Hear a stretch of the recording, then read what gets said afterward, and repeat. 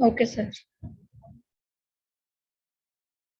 Okay, so the first question was choose the correct combination of the variety of pea plants. Combination choose करना था. Red pen ले लेते हैं. Okay, tall plant तो है, ठीक है. येलो सीड भी है. येलो पॉड, नो, पॉड तो ग्रीन होना चाहिए. तो ये गलत हो गया येलो पॉड वाला, ये गलत हो गया येलो पॉड वाला, ये ठीक है और ये भी गलत है. तो कुल मिलाकर के यहाँ देखते हैं, टॉल प्लांट ठीक है, येलो सीड ठीक है, ग्रीन पॉड ठीक है एंड राउंड सीड ठीक है. तो करेक्ट आंसर इज सी. ठीक है, यहाँ देखते हैं विच one of the following is recessive trait. Recessive पूछा है आपसे, तो terminal position of flower is recessive. Okay, dominant is axial. अभी नेक्स्ट देखते हैं question number 3. Emasculation is the practice of removal of the stigma before flower matures. Removal of stigma, stigma क्यों निकालना भाई, वो तो फीमेल पार्ट है. Removal of anther once flower opens, flower open होने के बाद रिमूव करने का कोई सेंस नहीं है. ठीक है. तीसरा है removal of both anther and stigma from a flower, ये भी गलत है. Removal of anther before flower is open is the correct option. Okay, so correct option is D. Now bagging is done using a polythene bag. Polythene तो मिलता ही नहीं था उस जमाने में, डिस्कवर ही नहीं हुआ था. ठीक है, तो बकवास है ये. देन पेपर बैग, ये भी नहीं है क्योंकि पेपर बैग तो गीला हो जाएगा बारिश वारिश में, है ना, तो वो भी सही ऑप्शन नहीं है. फिर तीसरा बटर पेपर बैग, यही सही ऑप्शन है क्योंकि यहाँ बटर पेपर जो है वो ट्रांसल्यूसेंट सा होता है जिससे अपन देख भी सकते हैं, और क्लॉथ बैग का भी कोई चांस नहीं है. So the correct option is C. Okay sir,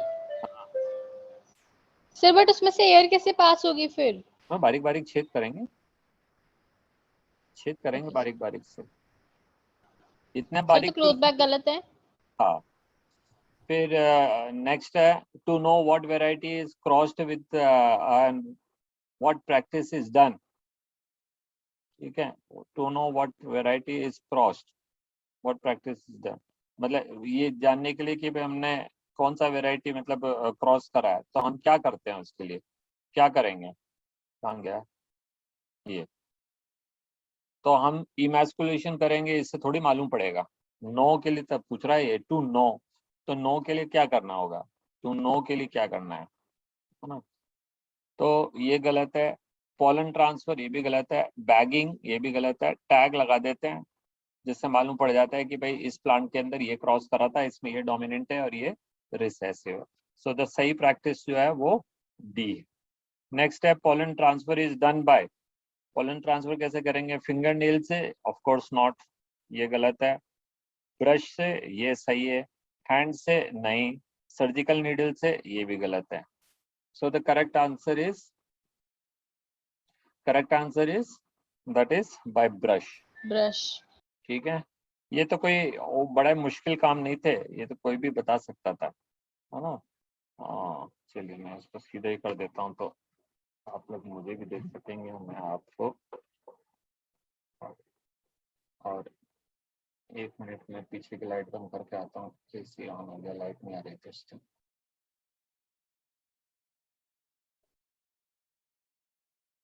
no sir.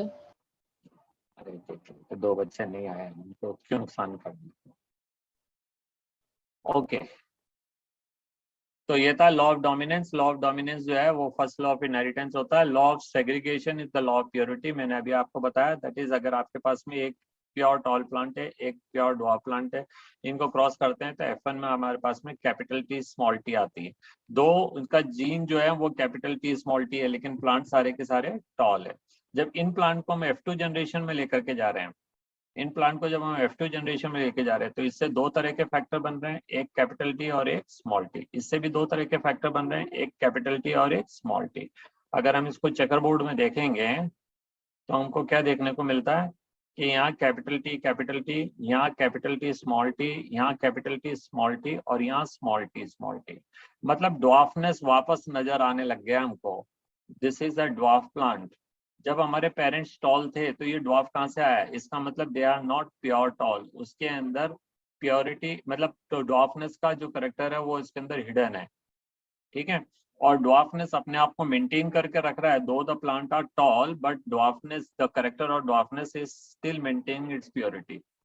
So that is why it is also known as law of purity. The law of segregation is also known as law of purity. ठीक है, तो अब हम आगे करते हैं.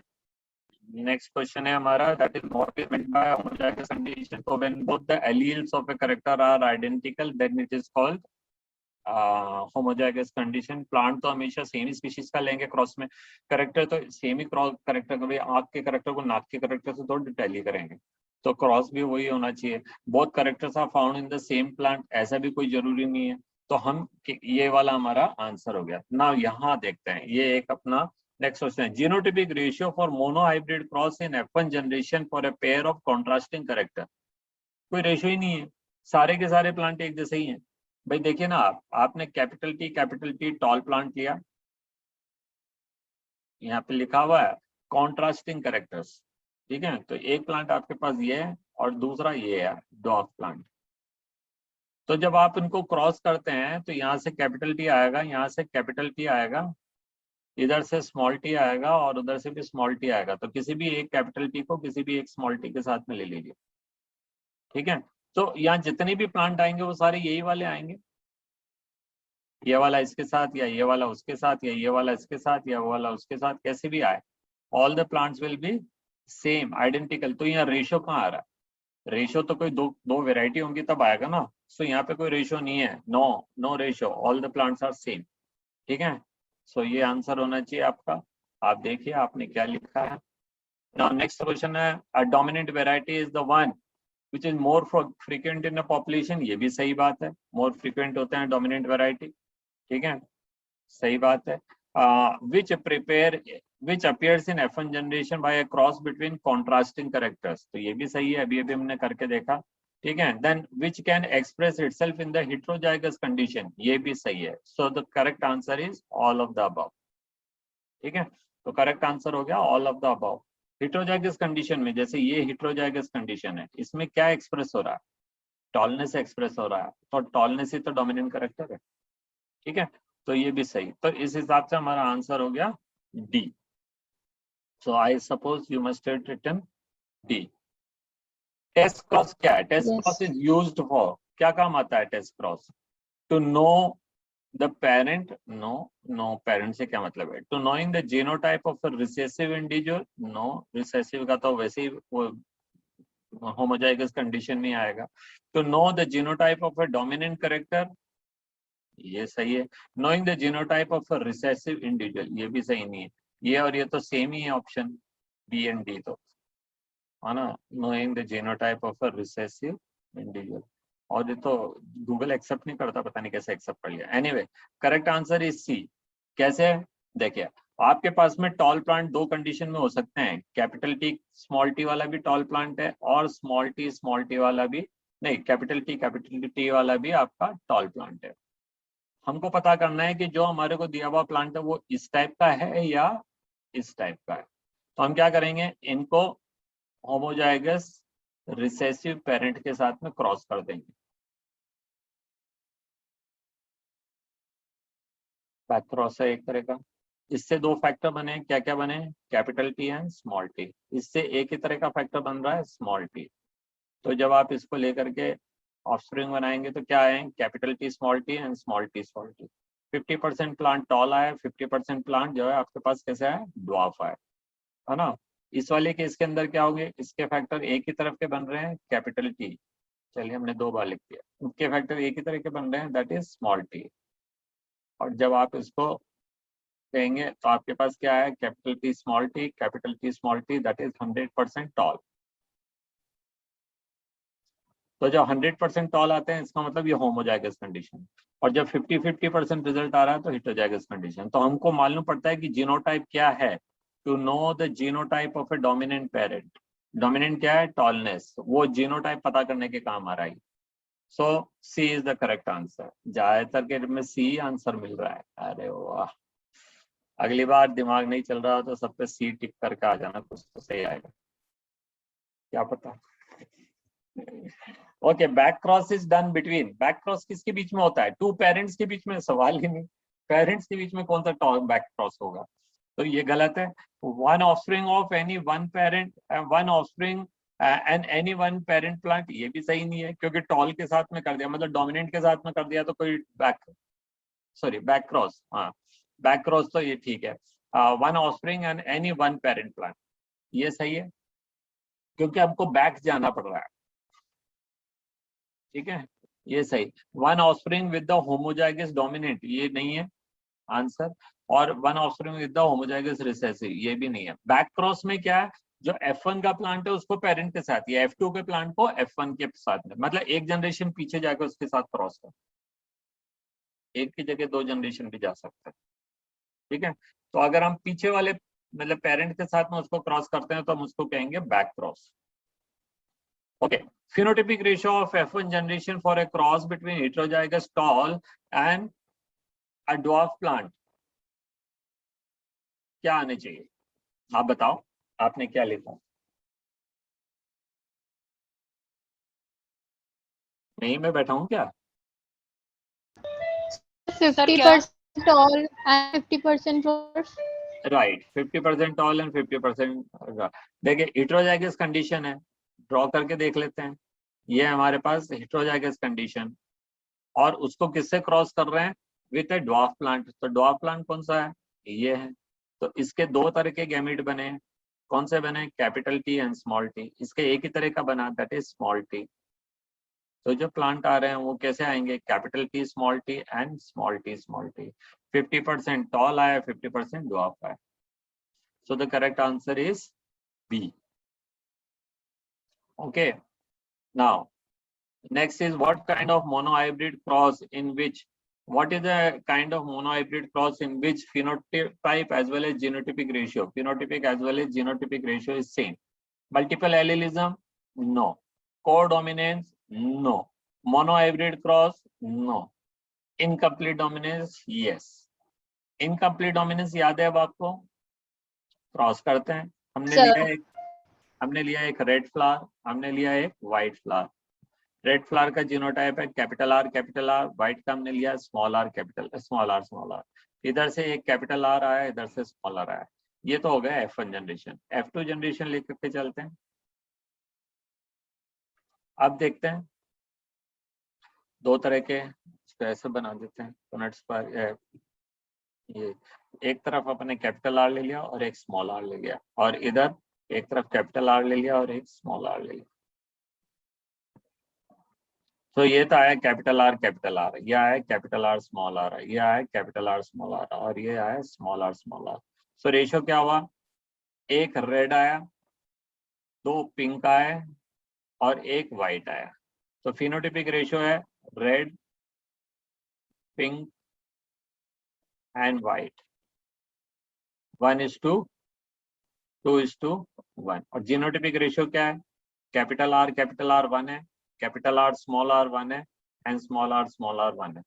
सो both phenotypic ratio and genotypic ratio are same. कब होगा? ये केवल कब हो सकता है? जब हम मोनोहाइब्रिड क्रॉस लेंगे, है ना, या फिर कुछ अलग कंडीशन हमको लेनी पड़ेगी। ओके, इनकम्प्लीट डोमिनेंस वाले केस में ये आएगा। सो the correct answer is incomplete dominance. Okay, so next है स्नैपड्रैगन वही था जिस पे अभी अपन ने क्रॉस करा। Snapdragon, what kind of abnormal cross is observed? Again incomplete dominance is the answer. Answer is incomplete dominance. ठीक है, वाओ आंसर भी आ गया। मैं काय को माथा बच्चे कर रहा हूँ। Human blood group is what type of abnormal, what is the kind of abnormal thing in the Mendelian inheritance? क्या है? कोडोमिनेंस। मल्टीपल AB वाला ब्लड ग्रुप जो है वो कोडोमिनेंस दिखा रहा है। मेंडल के किसी भी केस के अंदर कोडोमिनेंस नहीं आता। मल्टीपल एलिलिज्म, ये भी सही है ह्यूमन ब्लड ग्रुप के अंदर, है ना। अच्छा, इसने ब्लड ग्रुपिंग पूछा है, AB को स्पेसिफाई नहीं करा, पूरे ग्रुपिंग के लिए पूछा है, तो उसके केस के अंदर multiple allelism is the answer, यही है। ओके ठीक है, एपिस्टेसिस और प्लियोट्रोपी का कोई चांस नहीं है। तो अगर ए बी वाले को लिखता है तो हम जो है कोडोमिनेंस लिख देते। नीचे वाला क्वेश्चन वही है, ए बी वाला। देखिए A B blood group what type of inheritance, तो यहाँ पे कोडोमिनेंस आंसर है। ये कोडोमिनेंस आपको दिख रहा है, एक पॉइंट मिल जाता है आपको। Yes.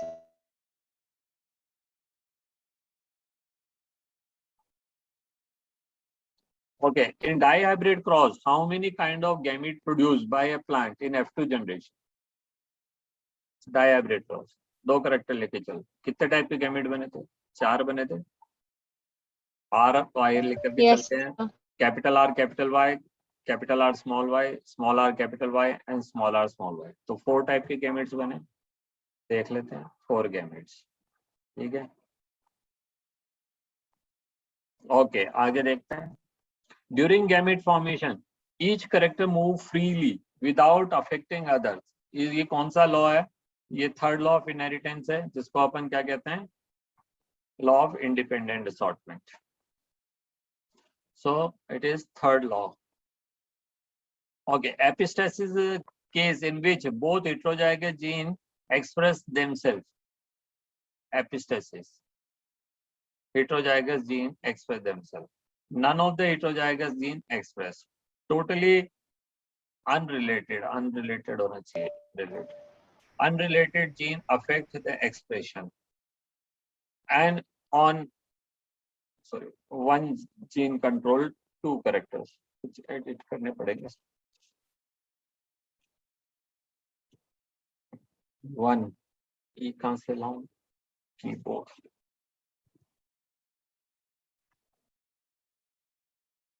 E डोमिनेंट E, और यहाँ पे इन रिलेटेड को सही करके अनरिलेटेड कर दो।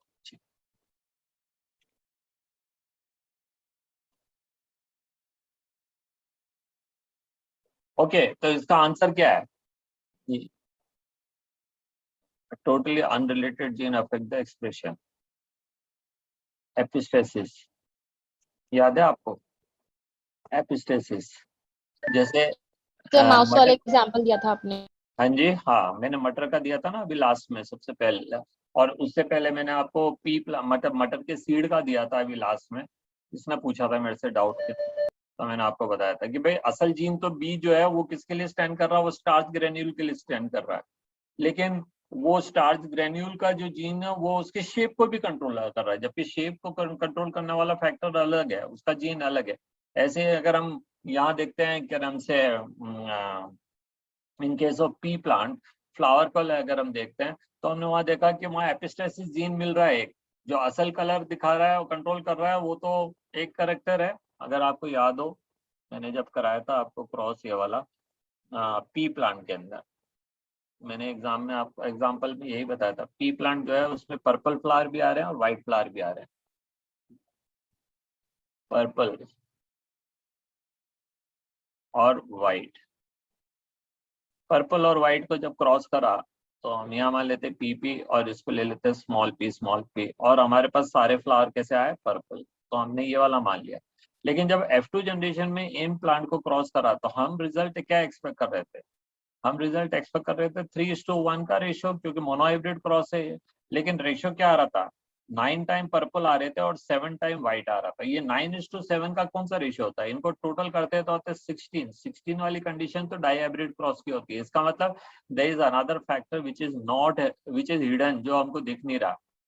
तो जब हमने इसको लिया, उसको सी कर दिया और इसको स्मॉल सी कर दिया, तो ये वाले जो फैक्टर है इसको हम कहते हैं कॉम्प्लीमेंट्री, है ना? तो ये complementary, totally unrelated. So this is the answer. Okay, तो ये हो गया हमारा next question. Now in the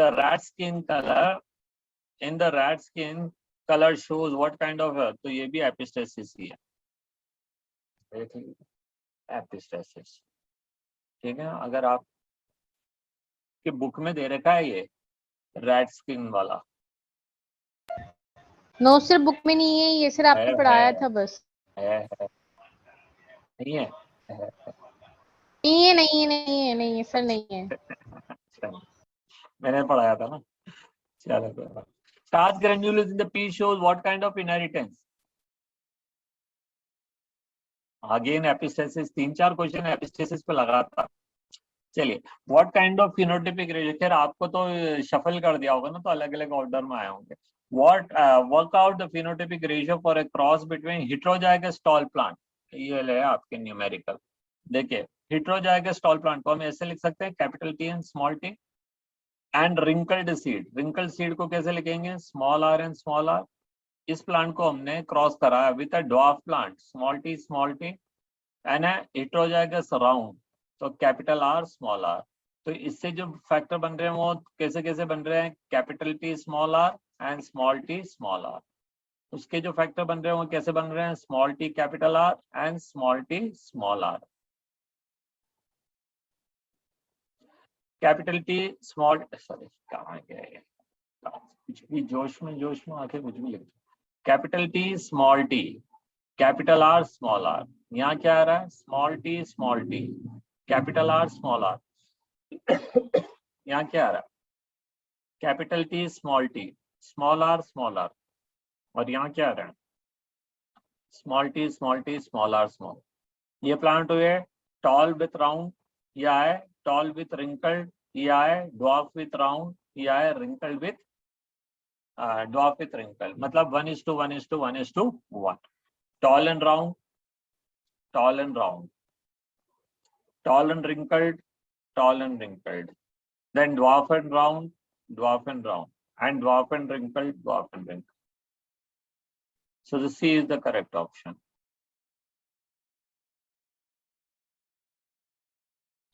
Okay, work out the phenotypic ratio.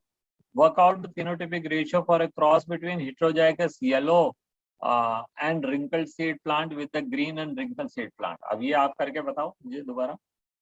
वैसा के वैसे ही प्लांटेड हाइब्रिड क्रॉस. बस आपको पहचानना क्या है, आपको ये समझ आना चाहिए कि होमोजाइगस क्या होता है, रिसेसिव क्या होता है, एक्सेट्रा एक्सेट्रा. अगर ये समझ जाएंगे तो कोई दिक्कत ही नहीं. तो अभी हम ले रहे हैं, देखिए, workout a phenotypic ratio for a cross between heterozygous yellow. Heterozygous yellow को मैं ऐसे लिख सकता हूँ, capital Y and small y, है ना. Heterozygous yellow and wrinkled, small r. इसको क्रॉस किया किसके साथ में? विथ ग्रीन एंड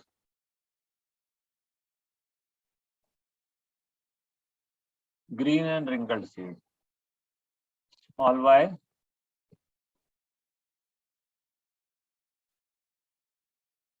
तो ये दो तरह के गैमेट बना रहा है, capital Y small r and small y small r. और ये एक ही तरह के गैमेट बना रहा है, स्मॉल r स्मॉल i. तो इससे दो ही तरह के प्लांट बन सकते हैं, capital Y small r small r and small y small r small r. तो क्या है? Yellow and wrinkled and green and wrinkled. So this is the answer. Okay Chitranshi, you wanted कि सर आप न्यूमेरिकल कराओ, numerical कराओ, समझ आ रहे हैं आपको? यस सर, ये तो सर उसमें भी हो गए थे पेपर है सर, मतलब इजी थे जो में करवाए थे तो ये हो गए थे. हाँ. Now, what were the non-acceptance? What were the non-acceptance of the Mendelian work? क्या कारण था? His work was not genuine. है तो हो ही नहीं सकता. 7 साल उसने अथक प्रयास करके, और जब after 1900 मतलब 35 years later 3 साइंटिस्ट ने जब काम किया तो उनको बिल्कुल वो का वही मिला, तो genuine तो है. There was no communication facility available. यही इसका आंसर है. Selection of pea plant, इससे ज्यादा तो अच्छा कोई रीजन ही नहीं था. तो सक्सेस में सबसे पहला पॉइंट यही लिखे थे जब मेंडल की थ्योरी की सक्सेस के रीजन पढ़े थे, तो हमने कहा था सिलेक्शन ऑफ पी प्लांट. तो पी प्लांट तो उसका सबसे बड़ा आधारभूत रीजन था जिसके कारण उसको सक्सेस मिली, है ना. तो इसमें करेक्ट आंसर क्या है? बी, नॉन एक्सेप्टेंस का, है ना. क्वेश्चन नेगेटिव वे में है तो आपको इसका आंसर देना. Now who give chromosomal theory of inheritance? तो Walter Sutton and Theodore Boveri, यही करेक्ट आंसर है. बाकी सब उल्टे सीधे दे रखे हैं. आशीष चेतना से आगे कुछ भी. Now what is meant by linkage? Linkage का क्या अर्थ है? When two genes are found attached to one another, attach नहीं होते हैं, लिंक लिखा है इसका मतलब ये नहीं है कि लिंक किए हुए जुड़े हुए हैं। दूसरा क्या है, when two genes are located on the same chromosome, तो यही करेक्ट आंसर है। When two genes are found on a pair of homologous chromosome, तो सारी genes pair of homologous chromosome पे मिलते हैं, तो वो कोई ऑप्शन नहीं है। And fourth none of the above, ये तो बिल्कुल ही नहीं है, तो second is the B is the correct option. Now recommendation, sorry, recombination percentage of cross between eye color and the body color of fruit fly was कितना था recombination? 1.3%, 3. है ना? तो C was the correct answer. री start करता हूँ ये meeting को, इसका टाइम हो गया है।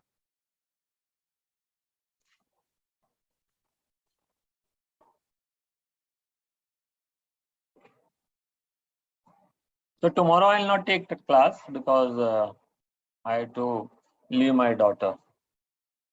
Okay. So the biological name of fruit fly, क्या है biological name of fruit fly? Drosophila melanogaster. Drosophila. Okay, ये डोमेस्टिका तो मक्खी का नाम होता है, वो गंदी वाली मक्खी, so that is not the answer. तो A is the correct choice. Now which one of the following is not an advantage of fruit fly? Short life span, अच्छी बात है। ऑलमोस्ट इनएक्सपेंसिव, सबसे बढ़िया है। कहाँ खर्चा करना है लेबोरेटरी में, कोई खर्चा ही नहीं। 5 पेयर ऑफ एलीलिक करेक्ट है। जब टीएच मॉर्गन उस पर एक्सपेरिमेंट कर रहे थे, उनको 3 पेयर ही मिले थे। टीएच मॉर्गन बाद में मिल गया तो पता नहीं है, हमें कोई दिक्कत नहीं है। हमारा आंसर टीएच मॉर्गन जब कर रहे थे तो उसको 3 पेयर एडवांटेज करेक्टर मिले थे। आंख का कलर नॉर्मली रेड होता है, लेकिन किसी किसी फ्लाई के अंदर उसको व्हाइट दिख रहा था। बॉडी कलर नॉर्मली लाइंड होती है, लेकिन किसी किसी में उसको येलो दिख रहा था। और नॉर्मल साइज विंग होते हैं, लेकिन किसी किसी में उसको वेस्टिजियल विंग में रहते हैं, छोटे छोटे से। ठीक है। What is the following, which of the following is showing heterogamety? Heterogamety मतलब जहाँ जो जो क्या कहते हैं, जो गैमिट्स होते हैं वो डिफर करते हैं। किसमें डिफर कर रहे थे? मेल हेटेरोगैमेटी पूछ रहा है, मेल के अंदर। मेल हम जानते हैं कि कैसा होना चाहिए, हेटेरोगैमेटी होना चाहिए। तो फाउल में नहीं, फ्रूट फ्लाई में, ये तो क्वेश्चन ही गलत हो गया। Which of the following show male homogamety होना चाहिए? This was a wrong question, इसका आपको बोनस मिलना ही चाहिए। ठीक है, इसको फीमेल कर देते हैं, फीमेल कर देते हैं, तो आपका क्वेश्चन राइट हो जाएगा। फाउल, फाउल किसको कहते हैं? Foul is the term given for birds, मुर्गियों को। Okay, who observed mutation first time? तो आपके 33 क्वेश्चन रह गए भैया। maximum marks from 43 questions, sorry, maximum marks from 43 questions. Who observed mutation first time? Hugo de Vries. Hugo de Vries, ठीक है। Which of the following is not a chromosomal mutation? Turner syndrome, Klinefelter, Down syndrome, and color blindness. Color blindness. Colour blindness, क्योंकि colour blindness जो होती है वो sex linked inheritance है, jeans के ऊपर मिलता है। ठीक है, जीन्स के कारण है। Which of the following is sex linked mutation? Haemophilia, phenylketonuria, Down syndrome and thalassaemia. Hemophilia. Haemophilia, ठीक है, वो हमने देखा था और रानी लेकर के आई थी, तो राजा नहीं लेके आया। Trisomy of 21st chromosome cause which of the following? Down syndrome और टर्नर सिंड्रोम? तो it is down syndrome. Down syndrome. Turner syndrome तो एक्स क्रोमोसोम के मतलब सेक्स क्रोमोसोम के अंदर वेरिएशन से आ रहा है, XO condition. Okay, in sickle cell anaemia RNA have GAG which makes glutamic acid. Glutamic acid तो बनाना ही था, तो ग्लूटामिक एसिड वाले तो कोई प्रॉब्लम मतलब वही नहीं है, तो इसका करेक्ट आंसर डी है। आरएनए जहाँ GAG is replaced by GUG which makes valine, and valine जो है 6 नंबर पे ग्लूटामिक एसिड को रिप्लेस कर देता है। नेक्स्ट क्वेश्चन है, what is the probability of occurring of hemophilia when a carrier female marries to a normal man? Workout करते हैं।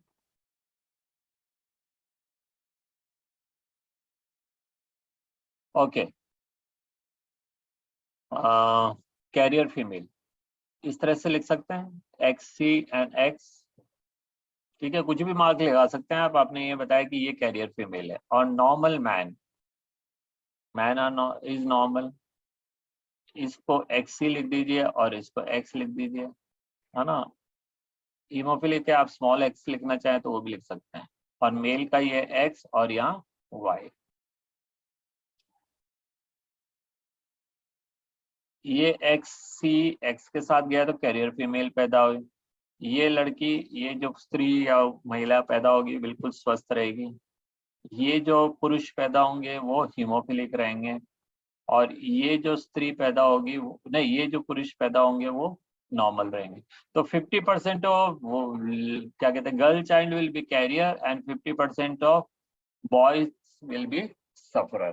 तो क्या लिखा है यहाँ पे, 50% of female will be carrier and 50% of male is hemophilic. So D is the correct option. Okay. Now in sex-linked inheritance, disease transfer from defect of female to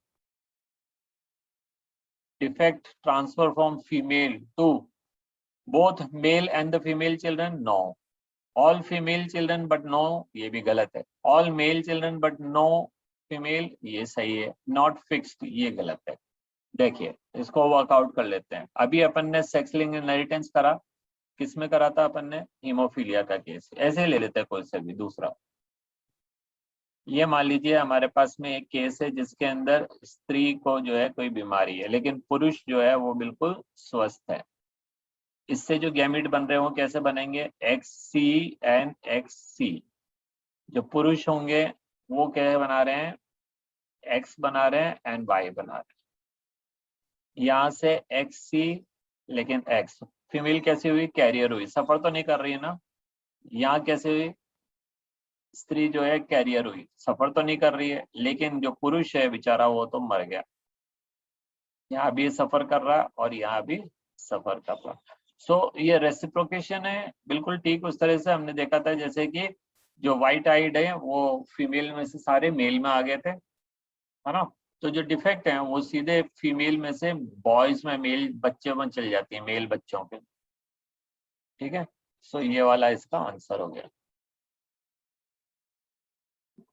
sex linked inheritance की खासियत है वो कि mail मतलब mother से बेटों में और फादर से बेटियों में जाती है.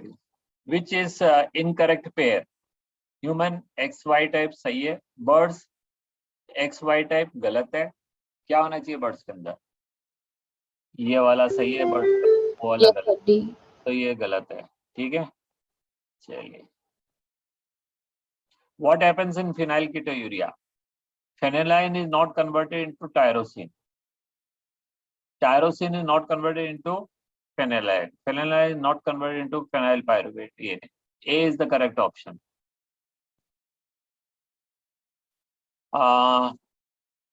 Which is not an advantage of fruit fly? ये दोबारा है क्वेश्चन. सी ऑप्शन, सेल्फ गलत फर्टिलाइजेशन. है, ऑप्शन डिफरेंट है. शॉर्ट लाइफ स्पैन 14 दिन का सही है, अच्छी बात है ना. Produce about 100 eggs at a time, ये भी अच्छी बात है. और सेल्फ फर्टिलाइजेशन कहाँ होता है, किस मेल में होता है, मतलब किस एनिमल में होता है, तो ये तो गलत है. वो उनमें होंगे मेरे ही डाउन जो होते हैं स्पॉन्जेस उनमें. 3 पेयर ऑफ एलिलिक कैरेक्टर सही है. तो C is the correct answer in this. Answer the following question. On testing the blood group of a child, it was found that the blood group of her was O, and blood group of father was A, and blood group of mother was B. Is the fight genuine? Fight कहाँ हुई? Fight कहीं mention ही नहीं कर रखा. चलिए, is fight genuine? If yes, what are the genotype of the parents? Yes, fight is genuine. Child's blood group can be O. ठीक है. Father's blood group is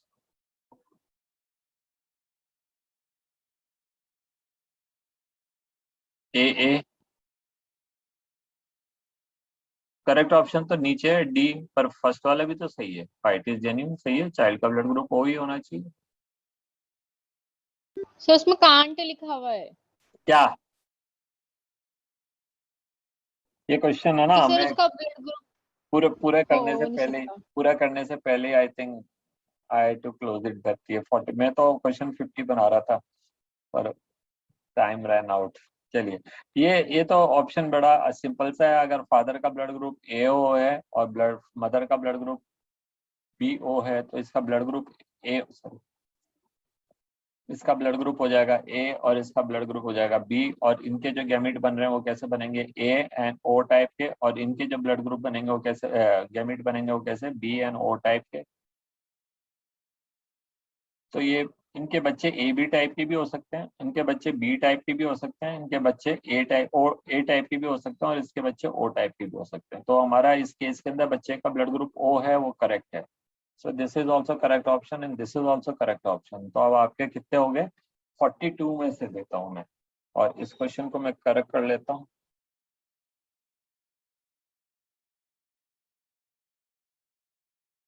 On testing the blood group of a child, it was found that the blood group of her was O type, while the blood group of father and mother are A and B respectively. यहाँ पे sentence को पूरा किया जाए। There was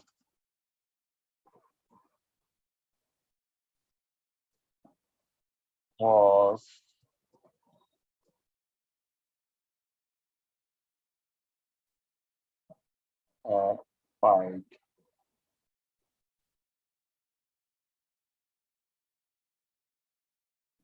between, हो गया ना हमारा आज का टेस्ट, ये तो हो गए, between father and mother saying the child is not ours. Is the fight genuine? If yes, what are the genotype of parents? हाँ तो ठीक है, पेरेंट्स का जीनोटाइप पूछा तो सही है आंसर, बस पेरेंट्स का जीनोटाइप पूछा। फाइट इज जेन्यून तो ठीक है, चाइल्ड ब्लड ग्रुप भी ठीक है, पर वो पेरेंट्स का जीनोटाइप थोड़ी बता। तो करेक्ट ऑप्शन इज डी। ठीक है, so with this we come to the end of the test. इतनी सी देर का टेस्ट था, तो आई थिंक आप लोगों ने अच्छा ही किया होगा, लेकिन किया नहीं है। सर हाँ, सर अभी आप मेरा पेपर दिखा दोगे इसके अंदर? क्यों? सर मेरे इसमें आई नहीं कॉपी सेव्ड वाले सर email पे। क्या नहीं आया? सर वो रिसीव, कॉपी का ऑप्शन था ना उसके अंदर, वो आया ही नहीं। मैंने डिसेलेक्ट कर रखा था, क्योंकि आप लोगों ने कोई टाइम नहीं बताया ना, कोई किस टाइम बताया करेगा, कोई किस टाइम करेगा, तो फिर अभी मैं आंसर पहले से बता देता हूँ तो आंसर तो रिवील हो गए। सो that is why I said कि ऑन रिक्वेस्ट कर देते हैं उसको। सर एक कॉपी आती है ना सिंपल